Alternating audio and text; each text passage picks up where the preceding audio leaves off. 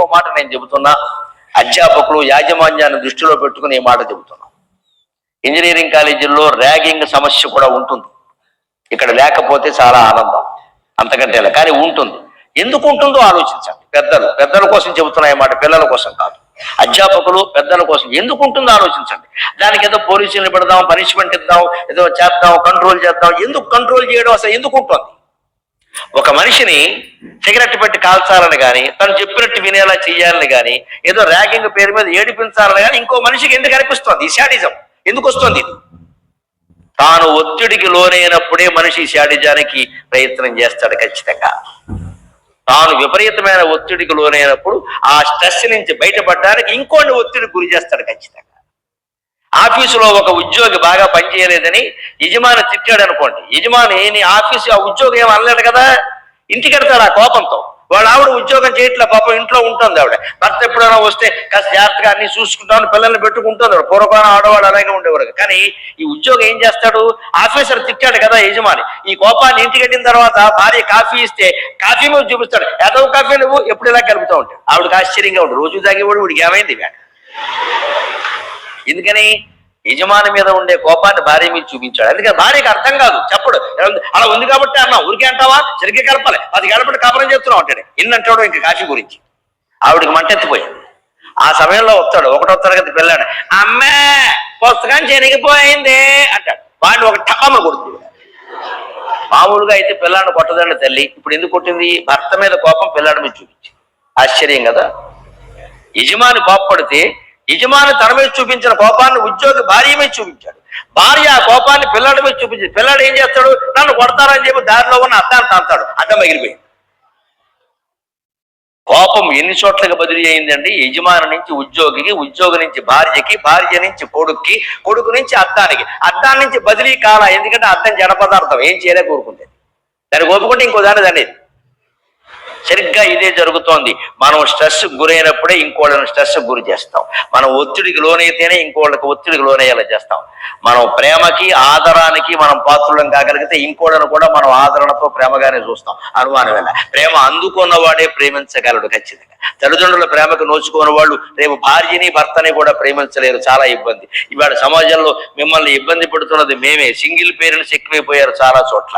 అమ్మా నాన్న ఎవరో ఒక్కరే ఉంటున్నారు. ఒకవేళ ఉన్నా ఎంతకాలం ఉంటారో తెలియదు, దూరంగా ఉంటారు. ఎక్కడో వీరు హైదరాబాద్ లో ఉంటారు, వారు బెంగళూరులో ఉంటారు. పిల్లల్ని ఏమో హాస్టల్లో బారేస్తారు. అక్కడ ఆయా ఉంటుంది. వీడి అటాచ్మెంట్ అనుబంధం అంతా ఆయాతోనే ఉంటుంది, అమ్మతో ఉండదు. మరి పెద్దవాళ్ళైనా ఆలోచించాల్సిందే కదా. సమాజంలో 4 ఏళ్ల పిల్లల్ని తీసుకెళ్లి హాస్టల్లో బారేయడం తప్పుగానప్పుడు వాడికి 40 ఏళ్ళు రాగానే వీళ్ళని ఓల్డేజ్ హోమ్ లో బారేస్తే తప్పే ఉందండి. వీళ్ళు చేసింది వాడు చేసి. అందుకే ర్యాగింగ్ సమస్య సహా అనేక రకాలుగా ఇతరులను ఏడిపించాలనే ఆలోచన విద్యార్థులకి రానియకుండా చెయ్యాలి అంటే అప్పుడప్పుడు విద్యార్థులకి కనీసం 1, 2 నెలలు, 3 నెలలకోసారైనా సాంస్కృతిక కార్యక్రమాలు పెట్టించండి దయచేసి. కల్చరల్ ప్రోగ్రామ్స్ ఉండాలి. అది మన కల్చర్కి సంబంధించి ఉండాలి. ఆడాలి, పాడాలి, గంతులు వెయ్యాలి, వ్యాసాలు రాయాలి, ఉపన్యాసాలు ఇవ్వాలి, ఏదో ఒకటి చెయ్యాలి. రకరకాలు చేయాలి. వాళ్ళు అందులో గెలుస్తూ ఉంటారు, ఓడిపోతూ ఉంటారు. గెలుపుని ఓటమిని సమానంగా భావించడం అలవాటు అవుతుంది ఖచ్చితంగా. ఒకటికి బాగా యాక్షన్ చేయాలనే అలవాటు ఉంటుంది. ఆ యాక్షన్ నాటకంలో చేసేవారనుకోండి, అక్కడ సంతృప్తి అవుతుంది. అక్కడ సంతృప్తి పడకపోతే జీవితంలోనే యాక్టింగ్ మొదలెట్టేస్తారు. నాటకాల్లో నటుడుగా యాక్ట్ చేసిన వాడు జీవితంలో చాలా బాగుంటాడండి. సూర్యకాంతం గురించి వినుంటారు మీరు. సినిమాల్లో ఆవిడ భయంకరమైన గయ్యాళి అత్తగారి పాత్రలు వేసేది పూర్వకాల సినిమాల్లో సూర్యకాంతం. కానీ వాళ్ళ కోడల్ని అడిగారు, సూర్యకాంతం కోడల్ని ఇంటర్వ్యూ చేశారు, మీ అత్తగారు గయ్యాళి పాత్రలు వేసింది కదా, నిజంగా ఎలా ఉంటుందంటే మా అత్తగారు లాంటి అత్తగారు సీతాదేవి కూడా లేదని చెప్పింది. అంత గొప్ప. ఆశ్చర్యంగా లేదండి? మొత్తం పాత సినిమాలన్నింటిలో సూర్యకాంతం అంటే భయపడి చచ్చిపోవడమే. ఎవరికి పల్లెటూళ్ళు ఆ పేరు పెట్టడానికి ఇష్టపడేవాడు కాదు సూర్యకాంతం. పెడితే పెళ్ళి అవుతాం. కానీ సూర్యకాంతం నిజ జీవితంలో ఎటువంటిది అంటే కోడల పట్ల కూతురు కంటే ఎక్కువ ప్రేమగా చూసింది. వాళ్ళ కోడలే చెప్పింది ఆ విషయం. మా అత్తగారు లాంటి అత్తగారు సీతాదేవి కూడా లేదు పో అని చెప్పింది ఆవిడ. అంత ఎలా ఉందో అంటే ఆవిడకి అత్తగారుగా గయ్యాడితనమో ఏదో పెత్తనం చేయాలనే కాంక్ష నటనలో తీరిపోయింది. కాబట్టి జీవితంలో ఇంకా అవసరం లేదు. పిల్లలకి చాలా మందికి గెలవాలని, నెగ్గాలని, ఎవరినో జుట్టెట్టుకోవాలని, ఎవడి మీదో పోటీ చేయాలని, ఏదో చెయ్యాలని, ఇవన్నీ నాటకాల్లో పాత్రల రూపంలో రకరకాల సాంస్కృతిక కార్యక్రమాల రూపంలో మనం పూర్తి చేసేస్తే వాళ్ళు ఎట్టి పరిస్థితుల్లో ర్యాగింగ్ లాంటి కార్యక్రమాలకి, శాడిజం లాంటి కార్యక్రమాలకి పాల్పడరు. అటువంటి ప్రయత్నాలు చేసి కాస్త క్రమశిక్షణ పట్ల బాధ్యత వహించి 3 నెలలకోసారి మంచి నాటకాలు, వ్యాస రచనలు, ఉపన్యాసాలు, రకరకాల బుర్రకథలు లాంటివి, రకరకాల పిల్లల్లో ఇందాక ఒక పాట పాడింది అమ్మాయి, యాకుంది ఎందు తుషారహార ధవళ, ఎంత చక్కగా పాడిందండి. ఆ పిల్లకి నా అభినందనలు అందజేస్తున్నాను. చాలా చక్కగా పాడింది. బహుశా ఆ శ్లోకాన్ని సినిమాలో పెట్టకపోయి ఉంటే అమ్మాయికి వచ్చి ఉండేది కాదు, అనుమానం లేదు. అది కూడా సినిమాలో పెట్టబట్టి అయినా సినిమా వాళ్ళకు కూడా నమస్కారం. అప్పుడప్పుడైనా మంచి పనులు చేస్తున్నారు. కాస్త పాడింది, చక్కగా నేర్చుకుని పాడింది కదా. ఆ పాట పాడాలి అనేసరికి ఆ అమ్మాయిని పిలిచామా లేదా, పలానా గాడేపల్లి వారు అమ్మాయి రావాల్సిందే అని పిలిచామా లేదా. ఆ ప్రజ్ఞకి అక్కడ అవకాశం దొరకడం వల్ల అమ్మాయి ఏమనుకుంటుంది, గరికపాటి నరసింహరావు గారు వచ్చారు, వారి ముందు నేను పాడాను, ఇన్ని వేల మంది విద్యార్థులు ఉండగా నేను పాడాను, కాబట్టి నా జీవితంలో ఈ గాన కళలో గొప్ప నైపుణ్యాన్ని సంపాదించాలని అనుకుంటుందా, అనుకోదా? అమ్మాయి మామూలు ఇంజనీర్ కావాలని అనుకోదండి, గాన కళలో నైపుణ్యాన్ని సంపాదించాలని అనుకుంటుంది. ఇంజనీర్లు, డాక్టర్లు ఆనందంగా ఉంటారో లేదో తెలియదు, కానీ కవిత్వం, గాన కళ ఉన్నవాళ్ళు చాలా ఆనందంగా ఉంటారు. నాకు ఎప్పుడైనా మనస్సు కాస్త బాగా లేదనిపిస్తే నేను రాసిన పద్యాలు నేనే కానీ, లేదా మాకంటే పెద్దవాళ్ళు రాసినవి కానీ తీసుకుని ఏకాంతంగా మా ఇంట్లో సరస్వతీదేవి ఫోటో ముందు కూర్చొని చదువుకుంటా. పరమానందంగా ఉంటుంది, అన్నం కూడా వేరే అక్కర్లేదు. అందుకని అటువంటి కళల్ని ప్రోత్సహిస్తే యాజమాన్యం వారు ఖచ్చితంగా చాలా బాగుంటారు. ఇంకొక మాట, విద్యార్థులు, ముఖ్యంగా విద్యార్థినులు జాగ్రత్త పడవలసింది. అమ్మాయిలు కూడా చాలా మంది కనిపిస్తున్నారు, అంతా ఆడామగా కలిసే కూర్చున్నారు. మీ సామరస్యానికి నమస్కారం. నేను ఇలా ఊహించలేదు, కానీ మంచిదే, బాగానే జరిగింది. కానీ జాగ్రత్తగా ఉండాల్సిన విషయం చెబుతున్నానమ్మా.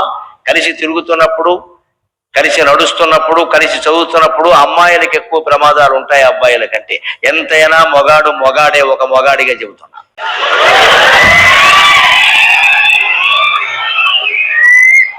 దానికి కూడా ఎలవేసిన మొగాళ్ళ సహృదయానికి నమస్కారం.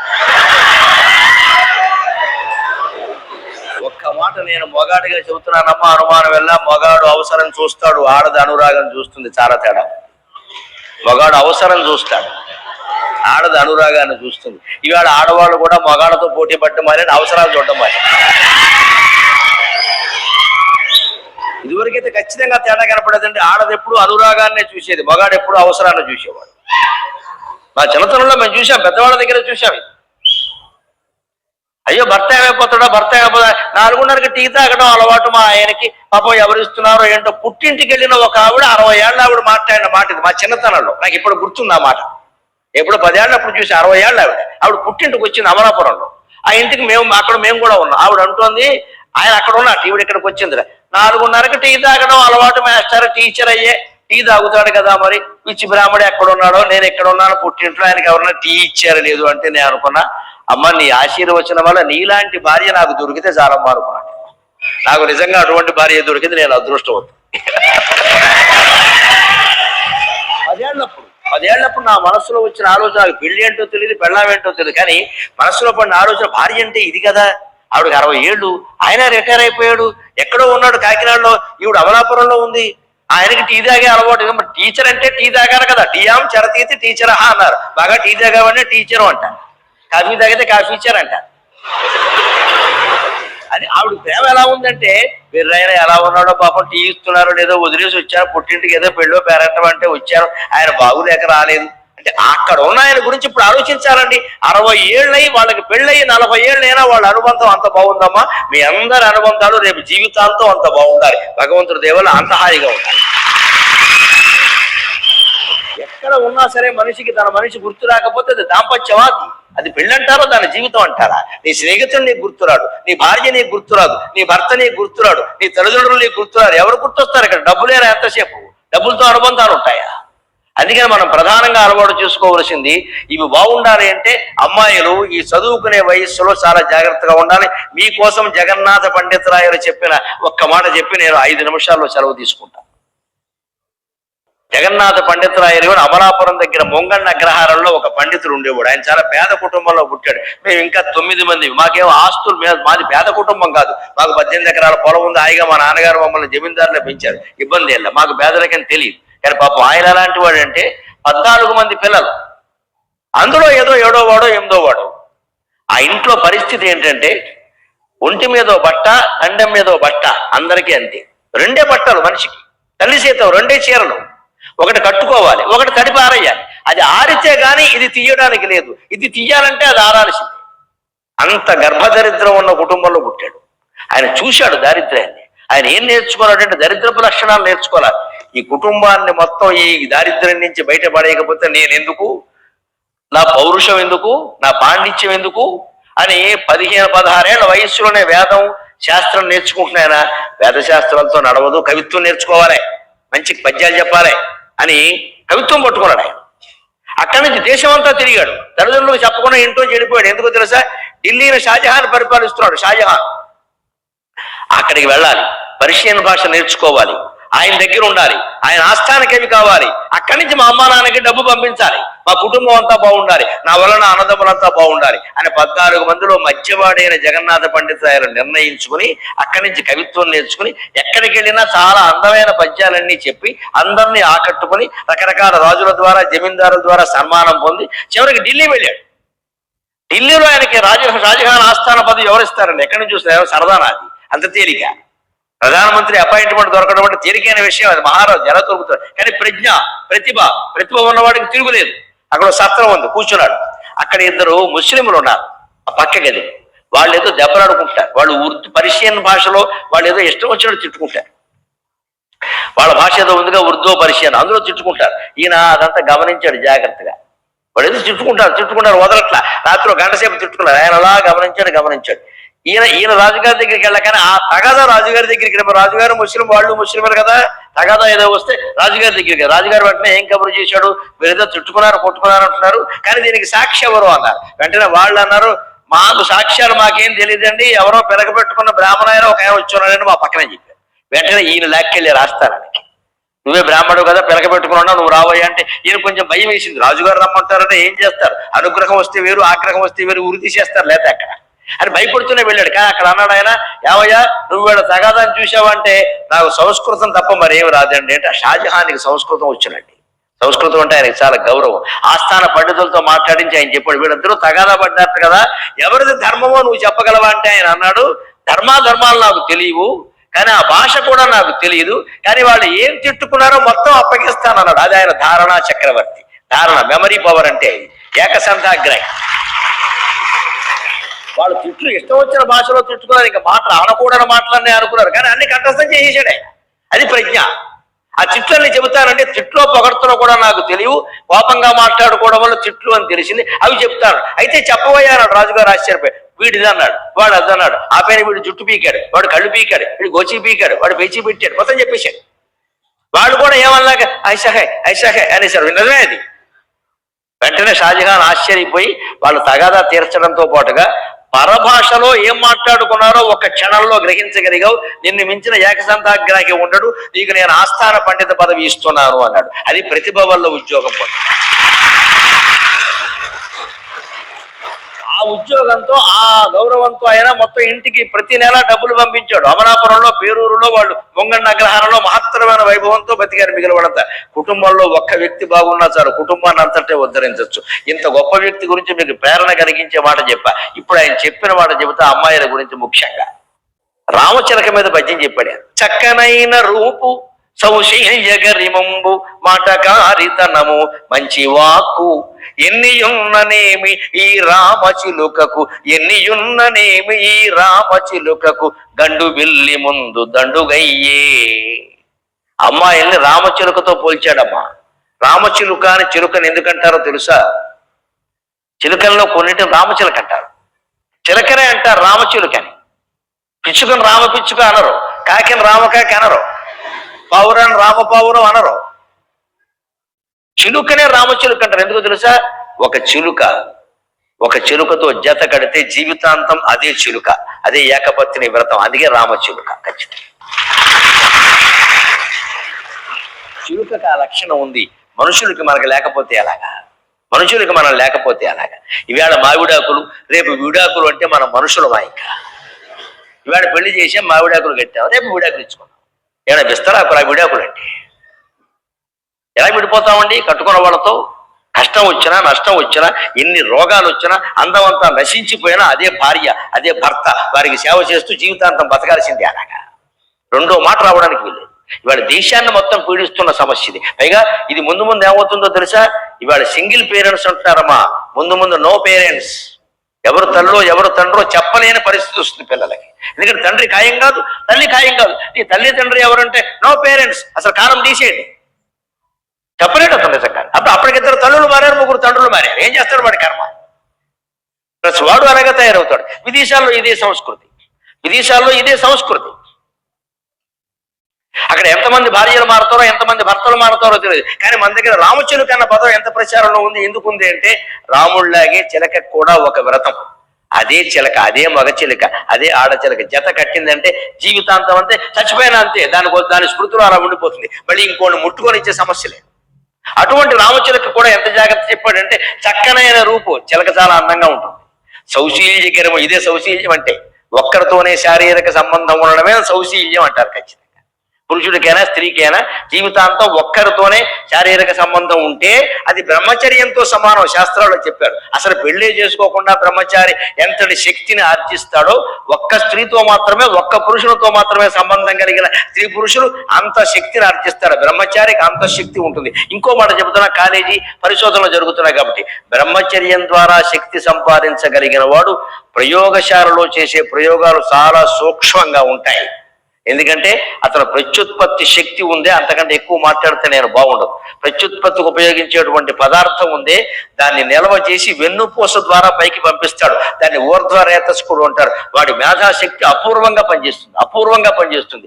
10 రోజులు కష్టపడినా దొరకని విషయం వాడికి 10 సెకండ్లలో స్ఫురిస్తుంది వెంటనే. దాన్ని స్ఫురణ అంటారు. బ్రహ్మచర్యం అంత గొప్పది.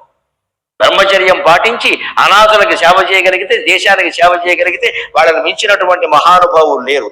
ఎవరైనా అటువంటి నిర్ణయం తీసుకుంటే వారికి నేను కాళ్ళకి దండం పెడతాను, అనుమానం ఏందా? నేను కాళ్ళకి దండం పెడతా. ఇవాళ అటువంటి వాళ్ళ అవసరం కూడా ఉంది ఖచ్చితంగా. దాంతో పాటుగా లేదు మేము బ్రహ్మచర్యంతో ఉండలేమండి, మాకు సంసారాలు ఎప్పటికే ఉన్నాయి, లేదు మాకు తప్పదంటే మంచిదే, పర్వాలా, నేను పెళ్లి చేసుకున్నవాడిని, మిమ్మల్ని పెళ్లి మానేమనే అధికారం నాకేం లేదు, దాన్ని అలా చెప్పను. కానీ పెళ్లి అయిన తర్వాత భార్య భర్తతో మాత్రమే, మరి ఎవరితోనూ లైంగిక సంబంధం లేదు అంటే వారు బ్రహ్మచర్యం పాటించినట్టే లెక్క శాస్త్రంలో చెప్పింది ఖచ్చితంగా. అందుకని చిలకకి రూపం ఉంది, శీలము ఉంది, మంచి శీలం కూడా, దానికి నీతికి లోటేం లేదు. అంతేకాదు మాటకారితనం, చిలక మాటకారితనం అంటే ఏమిటో తెలివిగా మాట్లాడటం. మాటకారితనం వేరు, మంచి మాట వేరు. మంచి మాటలన్నీ మాటకారితనంగా ఉండవు, అందంగా ఉండవు. కానీ మాటకారితనం అంటే అందంగా ఉండవు, తెలివిగా మాట్లాడటం. ఏమిటో తెలుసా? మాదా కవళం తల్లి అన్నట్టు ఎవరో బెచ్చగాడు వచ్చి, మాదా కవళం తల్లి అంటే మా ఆయన ఎక్కడైనా కనబడ్డాడు, అది తెలివైన మాట. అదేమిటి? ఇంటికి వచ్చి ఒక ముష్టిచ్చుకునేవాడు మాదా కవళం తల్లి అంటే మా ఆయన ఎక్కడైనా కనబడ్డాడు అంటే వాళ్ళ ఆయనది ఇదే డిపార్ట్మెంట్, అదే సమస్య. వాళ్ళ ఆయన కూడా ముష్టివాడే. ఆవిడ ఎంత తెలివిగా చెప్పింది అంటే, మా ఆయన ముష్టివాడేంది, ముష్టివాడు, మేమే అడుక్కు తింటున్నాం, మాకు లేదు, మా కర్మకాలింది, మా ఇంటికి వచ్చాం, ఇన్ని మాటలు మాట్లాడకుండా మా ఆయన ఎక్కడైనా కనపడ్డాడా అని అడిగింది ఆవిడ. అంటే అర్థం ఏంటి? ఒక బీటెక్ ఫస్ట్ ఇయర్ అబ్బాయి కనపడపోతే ఇంకో అబ్బాయిని అడుగుతాం, ఓ సిసిఈ వాడు కనపడపోతే ఇంకో సిసిఈ వాడిని అడుగుతాం, ఒక ఈసీఈ వాడు కనపడపోతే ఇంకో ఈసీఈ వాడిని అడుగుతాం, ఒక అడుక్కు తినేవాడు కనపడపోతే ఇంకో అడుక్కు తినేవాడు అడుగుతాం. అందుకని తెలివిగా ఆవిడ ఏమంది, వాళ్ళ కుటుంబ స్థాయి ఏమిటో చెప్పకుండా, మేము మిత్రం వెయ్యలేము అని కూడా చెప్పకుండా, పైకి వెళ్ళమని కూడా చెప్పకుండా, మాదాకవడం తల్లి అంటే మా ఆయన ఎక్కడే నాకు కనపడ్డాడు, అది వెంటనే వాడికి అర్థమైపోయింది. అయ్యి బాబు వీళ్ళ ఆయన కూడా ఇదే పని అనమాట. అయితే ఆయన నాకెందుకు కనపడుతుంది, పోన్లే అమ్మ ఎక్కడున్నాడో పక్క వీధులు అడుక్కుంటున్నాడేమో, మరి ఇదే వీధులు అయితే బాగుండదు కదా, నేను చెప్తానులే చెల్లెమ్మ జాగ్రత్తగా చేసుకో కాపురం అని వాడు పక్కెళ్ళి. దీనివల్ల ఆ ఇల్లానికి 2 ప్రయోజనాలు. ఒకటి వెళ్ళిపోయాడు, 2 మళ్ళీ రాడు. ఎందుకు వస్తాడు? ఆ ఇల్లని తెలిసాక. తెలివితే ఎట్లంటివి మాటకారితనం అంటే అది. అందుకే మేము దరిద్రులం, మేమే లేని వాళ్ళం, మేమే దొరికామా పొద్దున్నే, ఇంకెవరు లేరా, రథమోహన్ నువ్వు ఇన్ని తిట్టకూడదు. ఇన్ని తిడితే వాడికి ఏమంటాడు? ఒళ్ళు మండి నాకు మళ్ళీ నువ్వు దరిద్రం అవుదువుగా కట్ట అవుతుంది ఖచ్చితంగా. ఎందుకనాలే?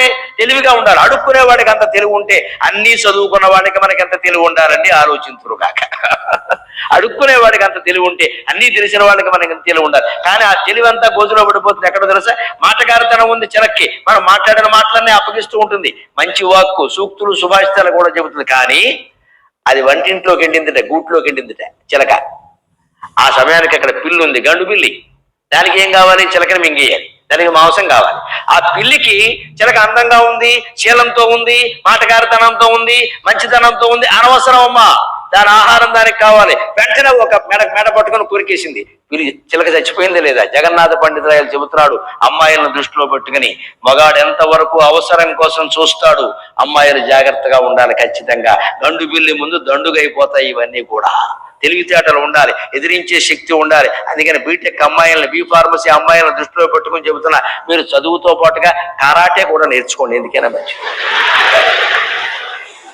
ఎవడైనా వస్తే 2 గుద్దులు గుద్దితే మళ్ళీ లేవద్దమ్మా, చచ్చిపోవాలి, అక్కడ అయిపోవాలి మనిషి. మళ్ళీ సఫా, ఆ ధైర్యం ఉండాలి ముందు. అంతేగాని కీ అని 3000 నోట్లో పెట్టుకుని అడితే నాగార్జున ఎవడో రాడు ఇక్కడికి రక్షించాలి. సినిమాలు కాదు జీవితం అంటే. నిన్ను నువ్వు రక్షించుకోవాలి. పోలీసులు రక్షించరు, ప్రభుత్వం వాళ్ళు రక్షించరు, మనం రక్షించుకోవాలి.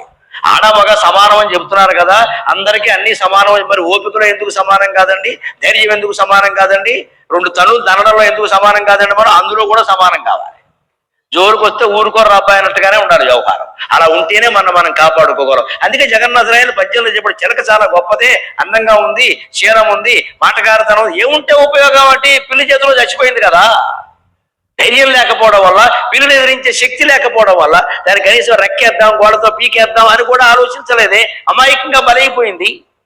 ఈ బలి కాకుండా ఉండాలంటే మనం చిలకలా ఉంటూనే స్థైర్యాన్ని, ధైర్యాన్ని కూడా సంపాదించాలి. ఇంకొక మాట ఒకే ఒక చిన్నంతో చెప్పి నేను సెలవు తీసుకుంటా. పాశ్చాత్య సంస్కృతి, అమెరికన్, ఐరోపా సంస్కృతి ఎంత ప్రమాదకరమో ఇవాళ కరోనా వ్యాధితో గమనించండి మీరు. అసలు ఆ దృక్పథం వేరమ్మా. కరోనా ఎందుకు వచ్చింది తెలుసా? పత్రికల్లో వార్తలు గమనించుంటారు, సామాజిక మాధ్యమాల్లో వార్తలు నేను చెప్పట్లా, ప్రామాణికమైన వార్తలు చెబుతున్నా. కరోనా వైరస్ చైనా ల్యాబ్ల నుంచి బయటపడింది. ఎందుకు బయటపడింది తెలుసా? దురాలోచన. ప్రపంచ యుద్ధం వస్తే అందరి మీద ఆధిపత్యాన్ని సంపాదించడానికి, వ్యాధులు దేశాల్లో వ్యాపింపజేయడం కోసం కొత్త వైరస్లు కనిపెడుతున్నారు ఆ దుర్మార్గులు. జీవాయుధాలంట, బయో వెపన్స్, జీవాయుధాలు. ఆ జీవాయుధాల కోసం వాళ్ళు దశాబ్దాలుగా ప్రయోగాలు చేస్తున్నారు. ఆ ప్రయోగాల్లో భాగంగానే ఈ కరోనా వైరస్ బయటకు వచ్చింది. ఎవడు తీసిన గోతులో వాడే పడతాడు అన్నట్టుగా ముందు వాడిని జావగొట్టింది ఖచ్చితంగా. ఇది దైవ నిర్ణయం. ఎలా ఉంటుంది?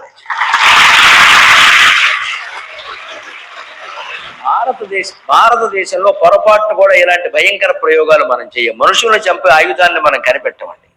భారతదేశం దృష్టి మొదటి నుంచి ఏమిటంటే, నేనెవరి జోలికి రాను, నా జోలికి వస్తే ఊరుకోను. అది కూడా ఉంటాను. నేనెవరి జోలికి రాను, నా జోలికి వస్తే ఊరుకోను.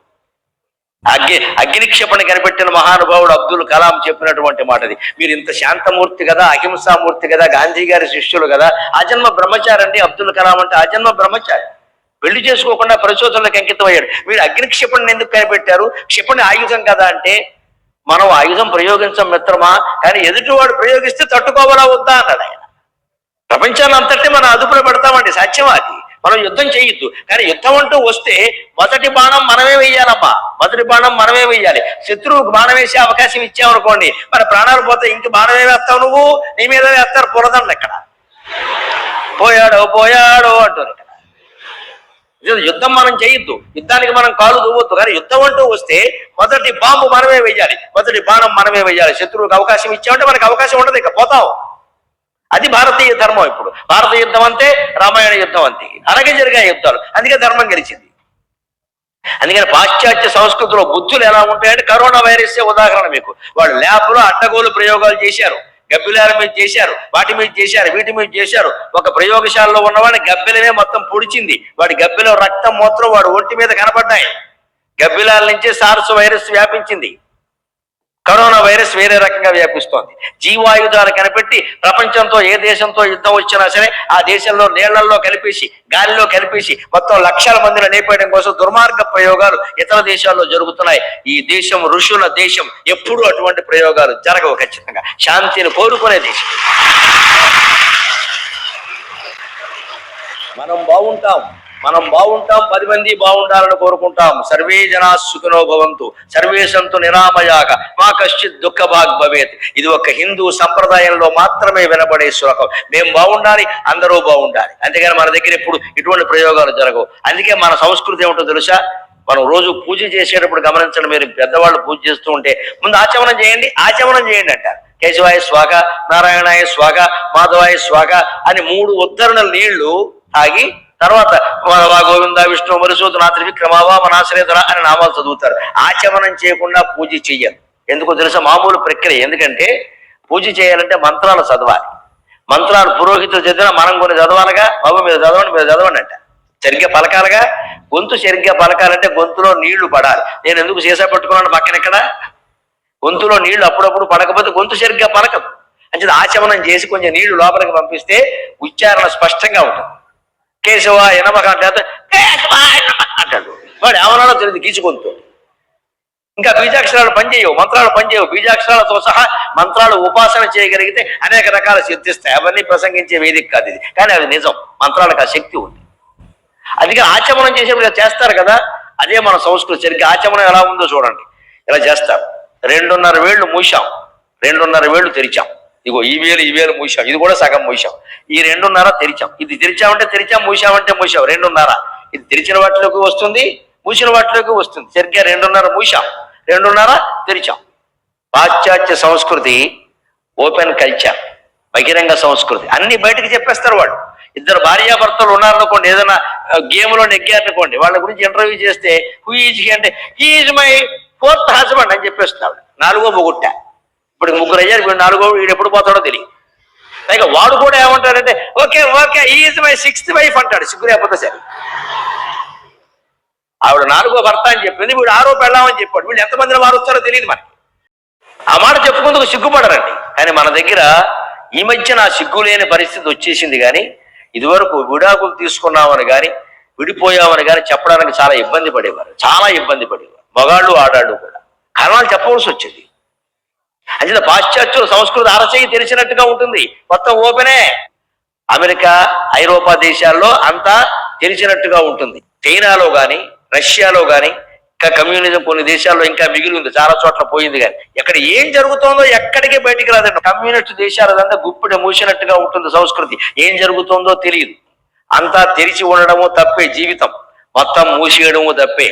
ఎక్కడ తెరవాలో అక్కడ తెరవాలి, ఎక్కడ ముయ్యాలో అక్కడ ముయ్యాలి, ఏం మాట్లాడాలో అది మాట్లాడాలి, ఏది వద్దో అది మాట్లాడకూడదు, ఎంతవరకు చదవాలో అంతవరకు చదవాలి, చదివే కొంత దగ్గరికి చదువు కూడా ఆపాలి, డబ్బు ఎక్కడ ఎంత సంపాదించాలో అంత సంపాదించాలి, ఒక దశలో డబ్బు సంపాదన ఆపేయాలి. అంటే అది విచక్షణ. పూర్తిగా తెరిచినట్టు కాదు, పూర్తిగా మూసినట్టు కాదు. మనది ఆచమన సంస్కృతి. సగం తెరిచాం, సగం మూసాం. కేశవాయ స్వాగ, నారాయణాయ స్వాగ, మాధవాయ స్వాగ. ఈ విచక్షణాత్మకమైన సంస్కృతి మీకు అర్థమైతే జీవితంలో విజయం మీది. సమగ్ర వికాసం మీరు సాధించినట్టే లెక్క. సమగ్రమైన వికాసం అంటే ఆచమన విచక్షణ. ఏ పని చెయ్యాలి, ఏ పని చేయకూడదు, ఎటువంటి వేషం వేసుకోవాలి, ఎటువంటి వేషం వేసుకోకూడదు, ఏ భాష మాట్లాడాలి, ఏ భాష మాట్లాడకూడదు, ఏ ఉద్యోగం చెయ్యాలి, ఏ ఉద్యోగం చేయకూడదు, ఎటువంటి వాళ్ళని చేసుకోవాలి, ఎటువంటి వాళ్ళని చేసుకోకూడదు, సంపాదన ఎంతవరకు ఉండాలి, ఎక్కడ ఆపేయాలి అనేది ఆలోచించడమే విచక్షణ. అంతే. 2.5 వేళ్ళు మూసాం, 2.5 వేళ్ళు చేసాం. ఏదైనా సరే ఒక దశలో ఆపేయవలసిందే. ఆ విచక్షణాత్మక సంస్కృతికి ప్రతీకే ఆచమన సంస్కృతి.